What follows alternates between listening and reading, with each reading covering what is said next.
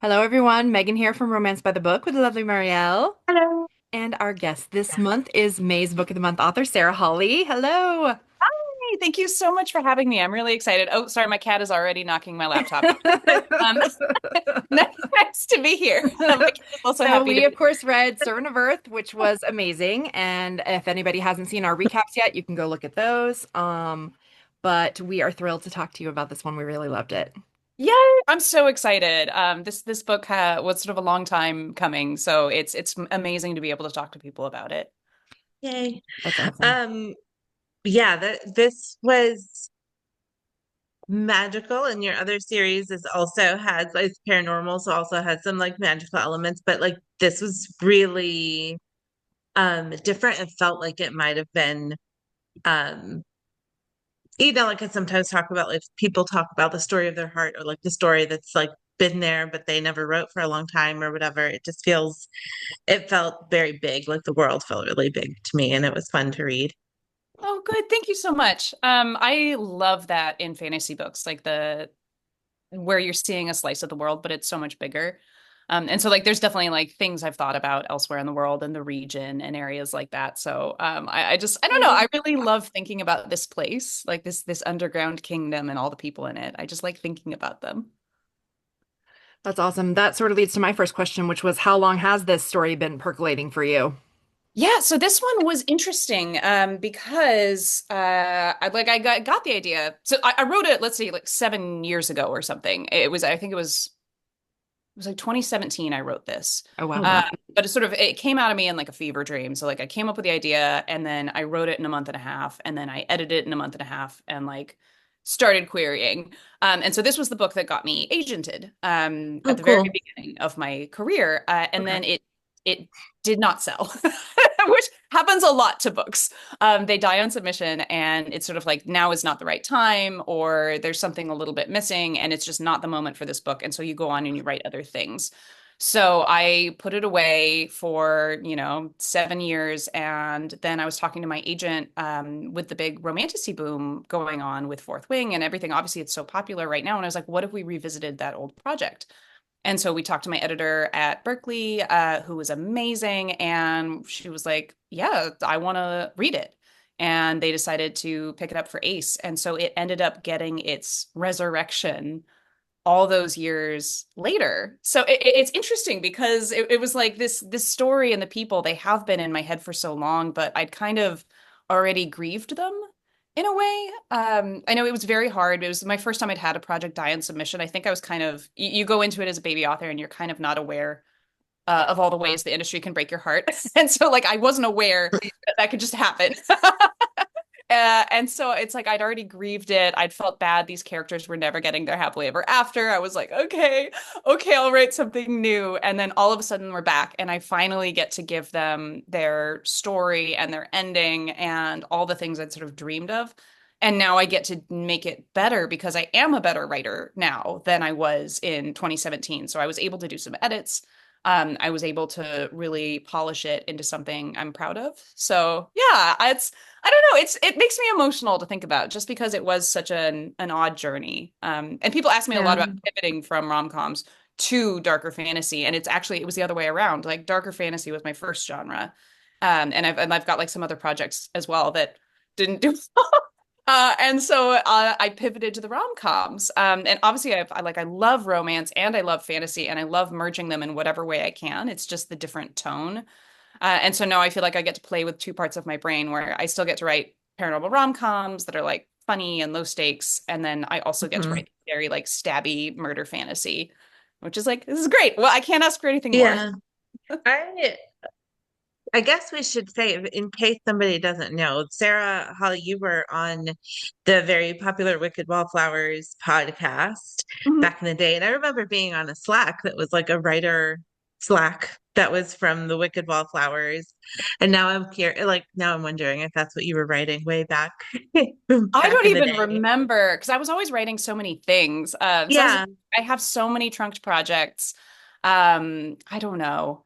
But it's There's just fun. been a lot. It's just yeah, it's fun to hear that like it came back. And also because having read this story, like it's a really it's a good book. And to think like it didn't Thank make you. it It's a into the banger. world back Yes, then, but it absolutely. definitely was not because the story wasn't really cool and the characters weren't engaging. Like I was all in. Oh yeah, Good. absolutely. Me too.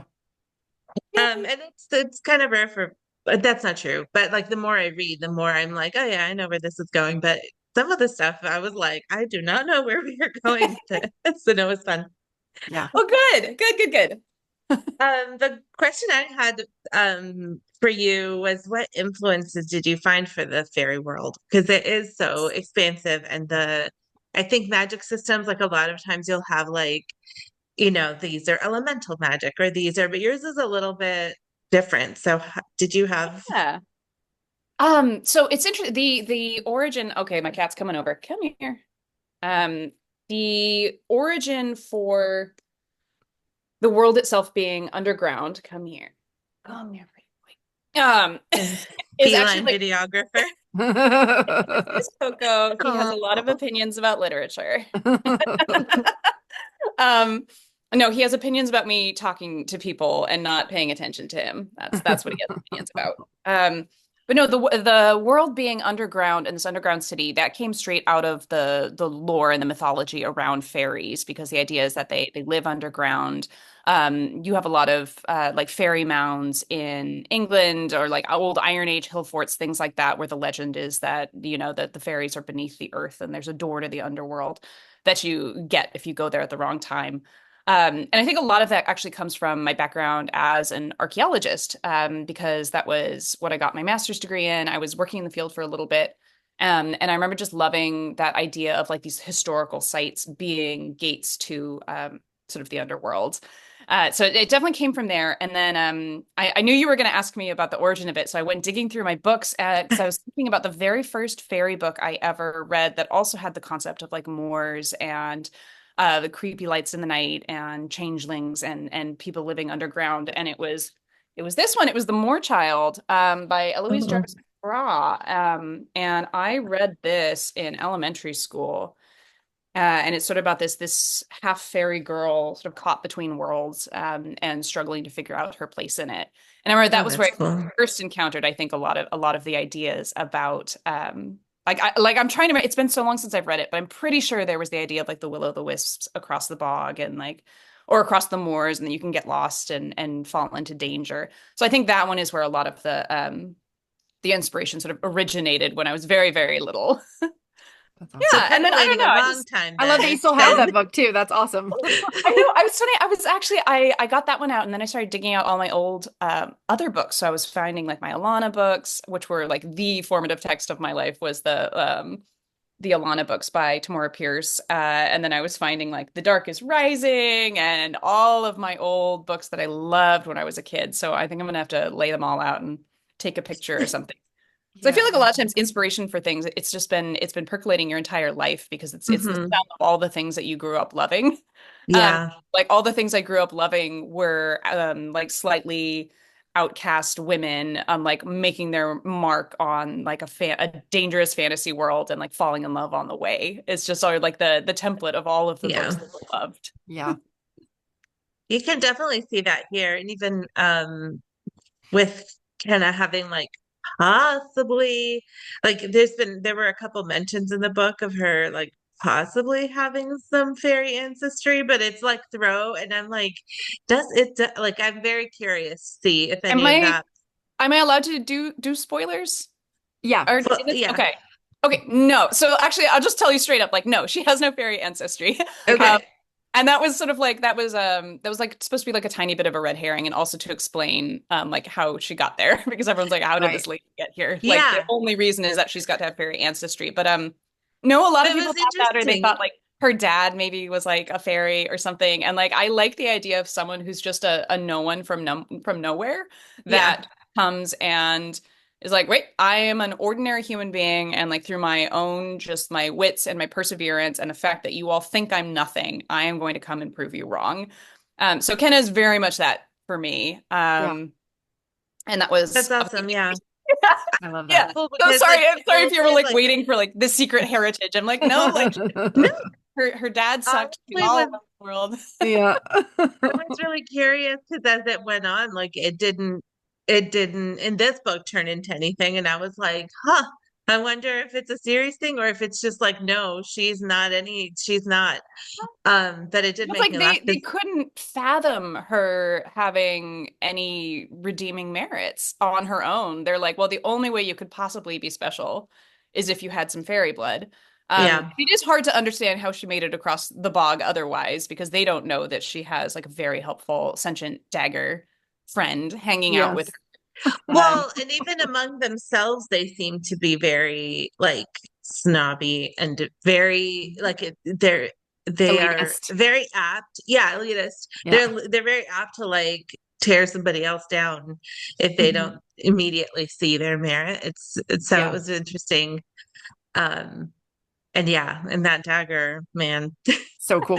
So a little cool. creepy, but Little very creepy, cool. so cool. I should have brought that out. I have a dagger that I based Kaido on. Oh, That that's is And awesome. your dagger doesn't creep up your arm, right? no. Oh, I wish.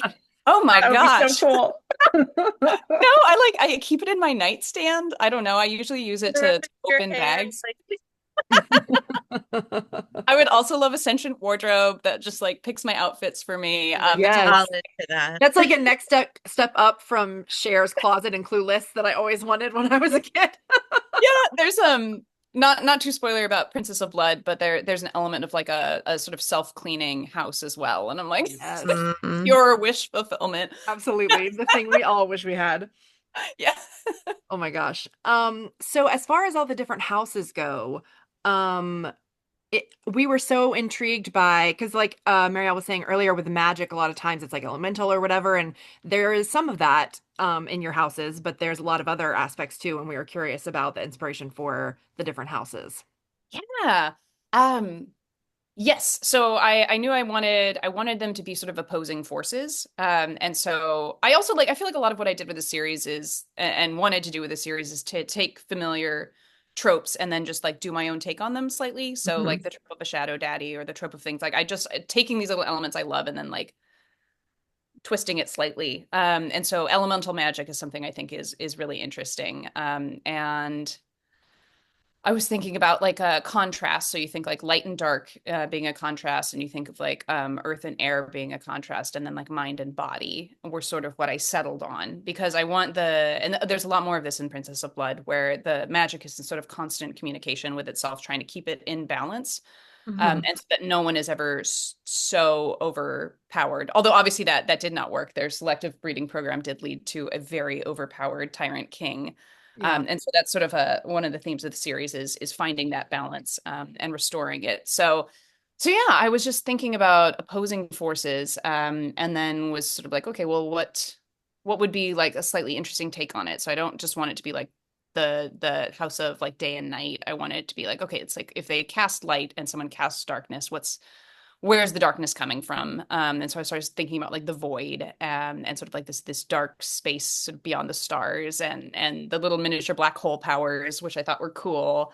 And then I was like, well, then that's too overpowered against light because light, like they cast light, they can channel light. Like, is that cool enough when you've got someone else over here like ripping people apart with like tiny black holes? And I was like, it's Yeah. probably not cool enough. So I gave them the magic resistance to sort of like help balance out the fact that a lot of the houses were more overpowered magically. And so the idea is that like other houses can cast magic on them, but it won't be as effective, or it'll take more, it'll drain more. And so it just kind of went like that. And I was just thinking about, Blood House for body and Illusion House for mind and what that magic would look like. And I had a lot of fun. I actually the magic system was one of the first things that I came up with for the world. It was interesting because the origin of the story, it was very odd. I tend to get story ideas from sometimes I get them from dreams, but a lot of times I just get like a phrase stuck in my head and I don't know what it is. And so it might be character names or it might just be a word. And then I spend a lot of time. It's usually when I know I want to write a book and I'm sort of struggling to find an entry point to that book. And then a phrase gets stuck in my head and then I use that. So I knew I wanted to write about fairies and fae lore. And I was like, well, I know it's got to be about like a girl who goes to fairyland because that's like the classic, journey, Yeah. Yeah. protagonist journey that she would go on. And I just got the phrase "the Queen of the Nasties" stuck in my head, and I was like, I don't know what that means. I don't know what the Nasties are. I don't know what their queen is, and I was like, who would this be? And that got me thinking about like the idea of like a light court and a dark court is something you see in a lot of fairy mythology. So I didn't do like the seelie unseelie thing, but I did try to keep in that idea of like strict boundaries and hierarchies, and the idea of like splitting society into specific groups. Was sort of like my homage to that idea. And so I was like, well, I think the Nasties must be some kind of like dark fae. And I was thinking, well, if they're the darkest level, if they're the dark fae, what would be the light fae? And I was like, well, the noble fae then, because it's like the monstrous, like the physically monstrous versus the physically beautiful. Whereas obviously we know the noble fae are not uh, They're beautiful. pretty monstrous in other ways. Yeah. Yeah. Yeah, and then I was like, and then there's probably like it's a hierarchical society. There's going to be a serving class. There's going to be the underfey, and then I was like, and then I'm going to split them into houses to be even more so like lines of demarcation and specific like the idea of opposing courts and opposing forces. So it came out of like who are the nasties versus everyone else, and then it turned into how do they structure their society, and then I decided they would structure it around magic, and then I was like, well, then the magic itself also has to be split into opposite forces. Anyway, that was long and rambling, No, but Oh, that's that's that's awesome. sticking really with cool. me. That's very cool. And also just made me think a lot about their like ideal of balance, but really how they are not balanced in the way that Yeah. they, because they're all really vying to have more than their share, Hmm. which Yeah. feels like a problem in not just fictional society. Yeah. Yeah. Um, so when did you know which parts of the plot were going to continue on through the series and which ones were going to be things that you resolved in book Ooh. one? Um, it's interesting because I'm not a great plotter. I tend to be a bit more of a pantser. I did Mm. plot this book out. It's actually the only book I've ever outlined in that much detail, and it worked great. So I don't know why I can't do that again.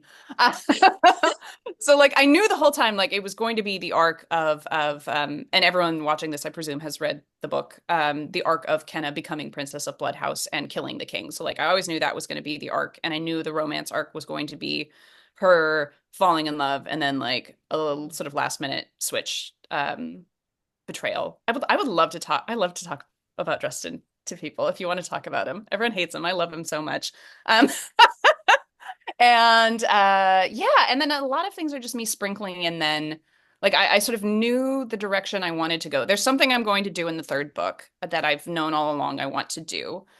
There's actually a couple things that are in the third book that I've known all along I want to do, and there's like some sort of like twists and big reveals that I've been telegraphing from like Servant of Earth that so far no one online has picked up on, so like that's good.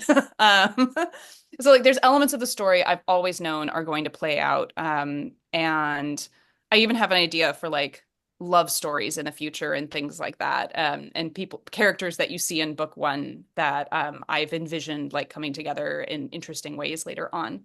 Oh, cool. And then, but then a lot of it is just like figuring it out as I go. Princess of Blood was actually very hard to write because I knew what I wanted the romance arc to be, and I knew where I wanted it to end, and then I had to add a bunch of plot stuff. Yeah. That was, To get you and I to book added, three. But and not I too much added, because you still have book three. Yeah. and I added too much plot stuff.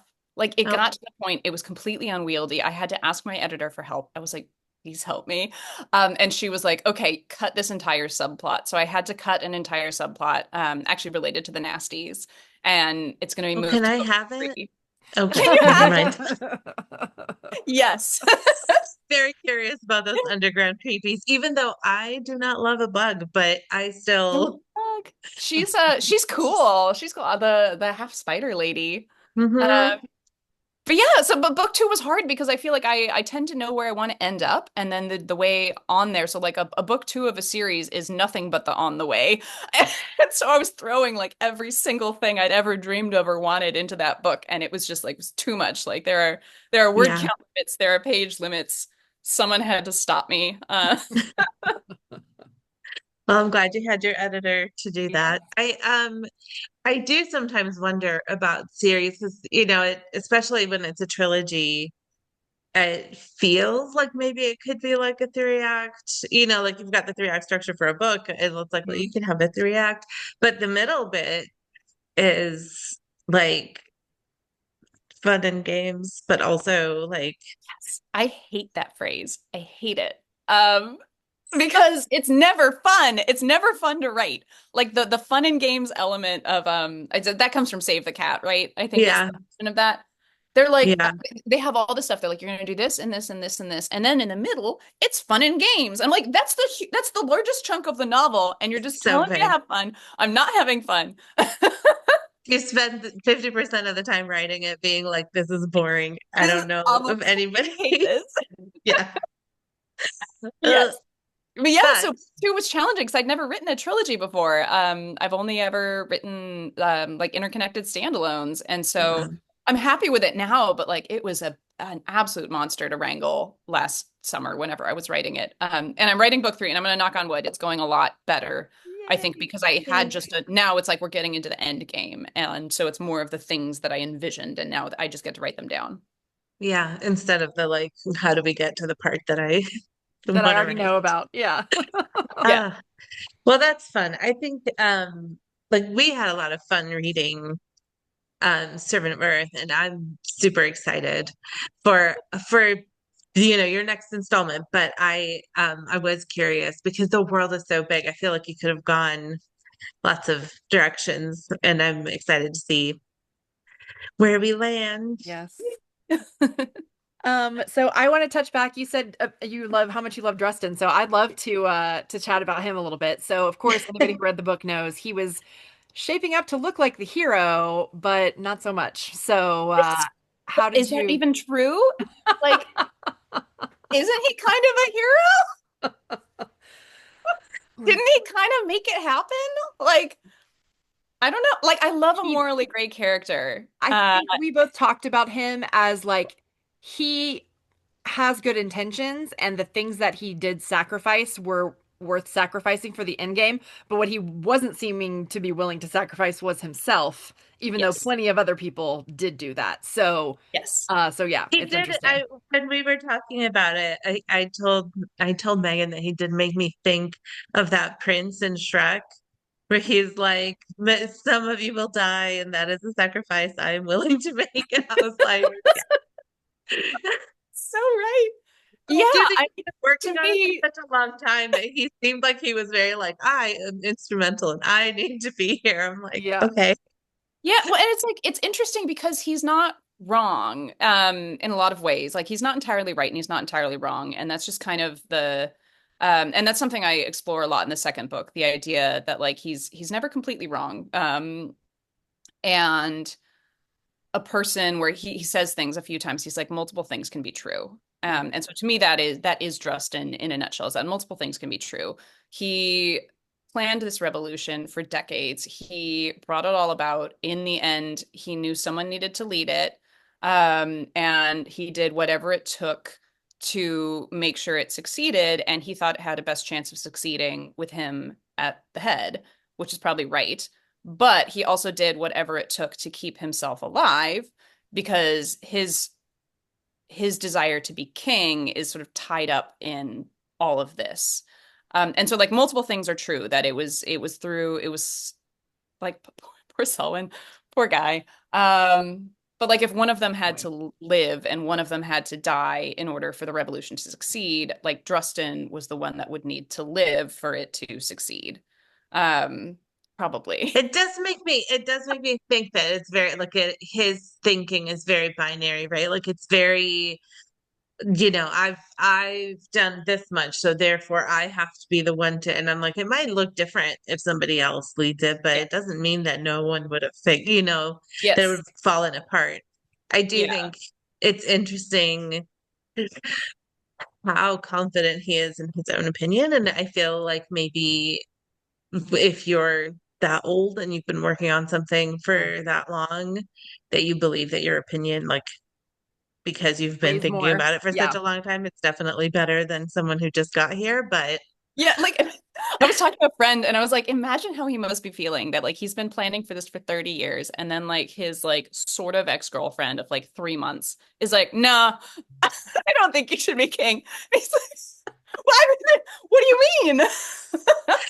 He does So ask some yeah. good questions and he does not have the answers to them. Yeah. Yeah, So exactly. And that's the thing, like, and so Dresden, I find him really fascinating, and I like him as a character because he is yeah. complicated, and he does make bad choices and good ones, and selfish ones, and selfless ones, and selfless, whatever. And to me, the question is there anything that he actually would be willing to sacrifice himself for? Because at some point, like, would he die to save someone he loved? Is he capable of love? I And like, would read a series about that. yeah. Well, I mean, I have plans for him. I can't say what they are, but like he's Okay. definitely a character I'm invested in his long-term arc. And just exploring it makes him tick. But it's so funny because everyone hates him. And like I'll talk to a friend and I'm like, listening to the Dresden playlist today, and she's like, no one likes that guy. I'm like, I like that guy. Like, I like that guy. My brother likes that guy. I mean, Like, nobody liked Sebastian St. Vincent until he Until they all of a did. sudden. right? Like he fully kidnapped a woman. Uh like He was and the we actual villain in another book. Yeah. Yeah. But I don't know, all of these characters, I think they're interesting. They're most interesting in the areas where they're not quite living up to their ideals, or to the ideals that they claim to have. So it's to me, it's all shades of moral gray. But I think Dresden in particular, I think people are used to shades of moral gray where the guy's like, I'll burn the world down for you. And it's like the guy that's like, all right, like bye, gonna kill Yeah. this kid, like Yeah. for the good cause. Like to me, like that's something that makes him easy to hate him. Yeah. But like I'm still a fan. And I wouldn't say I hate him so much as I don't trust him anymore to do anything except for what's best for him at Yeah. this point. Now that he's gotten through, fixing things for everybody else, at this point Yeah. now I only trust him to do what's good for him, which is fine. Like, but then he's not the hero, I guess, for me. Yeah. Like that's so yeah, it's interesting. I'm very intrigued to see how that all plays out. Yeah. I Obviously, just don't I think like all he's my ever other had characters too, but beyond. Yeah. huh? I said, I just don't think he's ever had to think beyond. Like there was a very clear bad guy, and so whatever way he could think of to defeat him was going to be like the right thing to do. Yeah. But Because it there, had like, it was such a magnitude of evil that sort of like the ends absolutely justified the means for him in every Yeah. way possible. mhm. But yeah, but I think that's an interesting thing that explore a little bit more in the second book is what do you do when that magnitude of evil is gone and you're sort of left with this vacuum. And I think that's exemplified a lot actually. Like we can talk about Callan too. Another character I love deeply. Yeah. Callan's entire life has been shaped by this monster. And sort of what do you do in the vacuum when he there's when one of the very first interactions with Kenna and Princess of Blood, he's like, well, that's the I did this, it's what a spy master does. And she's like, but you're not a spy master anymore.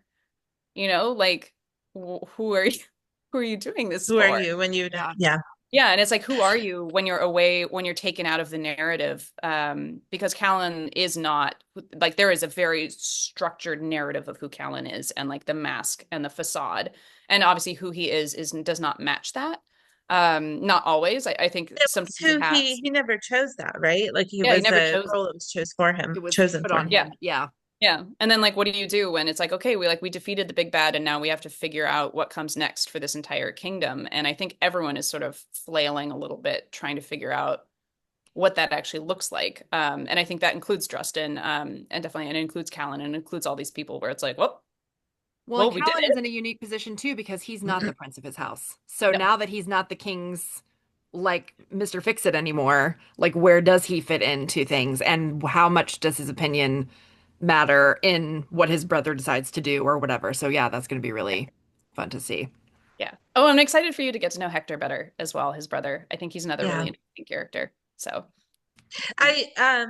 I do think that you like touched on and hopefully we'll explore more in the series. Um, kind of the idea of people who are like against like who have enough privilege to be able to like oppose evil in a way that like is kind of theoretical because it doesn't affect them really one way or the other. If things like they're still mostly good, whether things continue as they are or not. Um, I think you had someone like make a comment about that, like someone's brother or someone, they were like, well, he could afford to Right. It's be easy to that want way. to be equal Yeah. when you're still a lord. Like, Yeah, I Yeah. think Lara says that actually about yeah, Selwyn. Yes.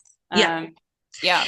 And I feel like that's a thing that's like worth looking at because they have a certain level of privilege, and every like all of the leaders of this revolution so far have been people who are privileged anyway. And so for them, like when Kenna starts asking like, okay, well, what about these servant people, and what about like, are you actually going to make everyone equal, or are you just talking about like on people like surface you. level Yeah. or just you? Yeah. um I think that for a lot of like it's interesting to see that play out and examine like how much would those people have even considered the other like Yeah. people who live in their universe but who I aren't think in their circles. I Yeah. think a lot of it for the noble fae would they would be an afterthought. The Hmm. servants and the humans, and like because honestly, and like there's still an amount like the fae society is always going to be hierarchical. Yeah. And so I think that's something Ken is going to have to grapple with is what do you do now that you are a princess when you were a servant yesterday and now you're the one who's supposed to have like a handmaiden brushing your hair and all of these things. And yeah, so Kenna is interesting because she's definitely like she's in it for the people, and not just the abstract concepts or anything like that. And so she's very much like, okay, well, like what are we gonna do to help the individuals and the people at the bottom of the ladder and a lot of these and like I'm not gonna vote for you until you actually tell me you're gonna do something good, which Yeah. forces the Yeah. people at the top to sort of reconsider that. Yeah, I also I'm excited with what I sort of the Earth House narrative as well, just in terms of people with power and how they wield that power and how comfortable they are not wielding that power. Because to Hmm. me, Oriana sort of exemplifies the idea that so long as I'm fine and my family is fine, I'm going to find some kind of like moral correctness in my own actions, in my own inaction. And so, yeah, I don't know. All of them are kind of grappling with privilege and power in different ways. But I think Oriana is one of the more privileged ones in the story, Yeah. because she's convinced herself that like not fighting evil and not participating is actually the noble-minded thing to do. And like Dresden, I don't think she's also a character I don't think is always wrong, because she has managed to protect the people in Earth House by this sort of this isolationist policy of like we stand back and we observe and we are the keepers of history and all of that. So it's like, yeah, and like your house is doing pretty well, but what about everyone else in this world? So yeah, so it's Yeah. anyway. Sorry, I I, ramble so much. I'm No, so it's excited great. to I talk about love this. talking about this no, stuff. I had very conflicting feelings about Oriana as well, Yeah. just because I thought that she um so I think when you have that much information about everybody, like being neutral and like not interfering Yeah. feels like it could be like the correct thing to do. But when you're watching somebody like actually torture people and be evil, like then like at where's the line where you like we're What would standing cause you back? to actually, yeah. Yeah. Yeah. And that's definitely like a thing I'm going to be exploring with Oriana is like, is there a line? And at what point is she complicit? Because I think Osric was an interesting case because no one could really actually harm him. But Hmm. so it's not like she could just grab a sword and try and murder him. Right. But there does come a time when she is complicit in evil. And I don't think she recognizes when that is. I think it's a lot earlier than she thinks it is. Yeah. I'm very curious too if we get any more of her as far as like I think we talked about this in one of our recaps maybe, but like her daughter of course doesn't have magic anymore now, and it's because she cheated. And like to me I'm like, well, duh. Like what like I guess I didn't like what did she think would happen? Like these magical shards apparently know all, see all kind of thing. Yeah. And like she just thought they'd be cool with that. Like I was shocked that she seemed shocked that that wasn't going to work. Well, it's like it's the Fey sort of thinking that the Yeah. end justifies the means. And so Yeah. for her, and the idea that the appearance of something matters as much as the substance of it. So like the Yeah. appearance of victory is as important as victory. Like the appearance of courage is as important as actual courage. And so when you frame your entire life around everything looking perfect, and you and also like Fae morality is very slippery. Like Right. they don't have a great sense of ethics. Right. And so something like cheating for Oriana, I think for her, she's like, well, Lara's going to do a bad job. And so there is an element of fear for her daughter where it's like she's going to do a bad job. I can't have her fail. Probably first and foremost because of how it will look for Earth House, and then secondly because she is her daughter. Hmm. And so she's like, well, I have to do something so she doesn't fail. And whatever I have to do so that doesn't happen, I'll make it work. And so she doesn't even think about the fact that there might be a judgment on the methods because the methods don't matter as much as the outcome, Yeah. for her and I think for a lot of characters. That's interesting because, yeah, I know it seemed like even though at the beginning when they were explaining how the games and everything were, or the trials worked to Kenna, it was like, you'll be immortal with powers or you'll be dead. Or maybe you'll be immortal, but you won't have powers. But meh. It was like they just kind of like skipped over that one. And it was like clearly that was one that was a concern. And they were more worried about, powers are dead. And it was not binary. So yeah, that Yeah. was Yeah, interesting. I think living but not having your powers is probably the Well, rarer to outcome. dead for them Yeah. too. Yeah. And those fairies, I mentioned it in the second book, but it's not like a huge plot line, but they get exiled. There's these colonies of exiled fae, like down in Mistay, where it's like if you've been kicked out of a house or you don't have magic, or because they all get exiled, they're not welcome back. So they all just like hang out somewhere in like the basement. Sadly. With the nasties.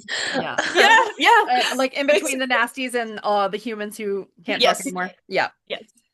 Oh my gosh. Well, this is this is so much fun, this whole world, and we're very excited to keep going with it. Thank you. Yeah. But I guess I will ask my question I always ask people we talk to, which is what is your favorite trope to read?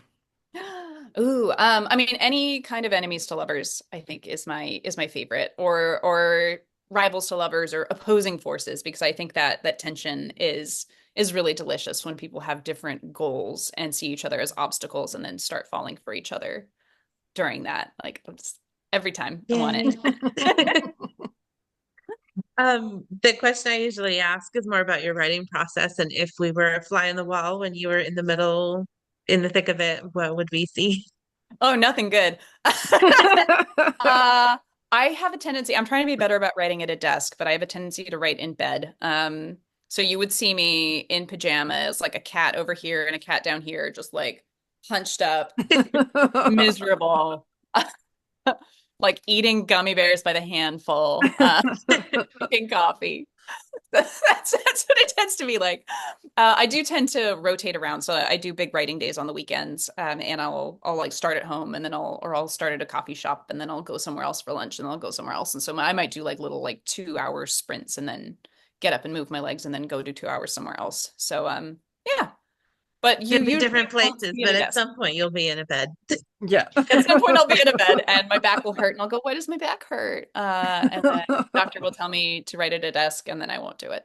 I'm really trying to be better, and I have these little gloves now, compression gloves, because I'm starting to get Oh, wrist pain when on the big oh writing no.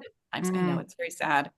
Oh, and sometimes you'll see me motivate myself. I'll have my little compression gloves on, and then I have like a giant red satin robe that I will occasionally wear while I write just to feel slightly better. Fancy. That's And it's like so the fancy. gloves and like the trailing robe, That's and awesome. my terrified face. Put yourself in the right vibe. Yeah. Yes. You need like an ergonomic writing bed.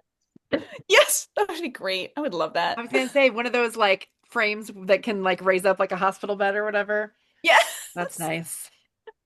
Oh my gosh. Well, thank you so much for doing this. We really had fun chatting and we loved this book so much. So if Oh, I'm anybody so has glad. not read it, go get it. And book two will be out this fall. Yes, this Yeah. fall.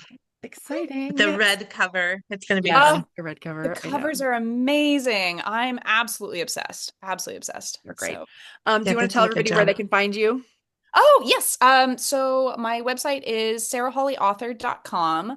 I would recommend signing up for my newsletter just because social media, it feels like our reach is being throttled more and more every day. So important updates you might miss if you just follow me on social media.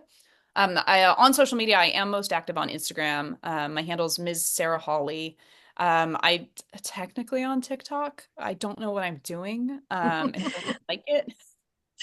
And then I'm on Threads, but that's just like a pit of despair every time I open that. So I'm trying not to be there very often. Yes. So yes, Awesome. newsletter for like if you want to keep on top of like events and big updates. And I do have like events listed on my website. Nice. Awesome. Thank you so much. And Great. Thank everybody, you we'll for see you having next me. month. Yay!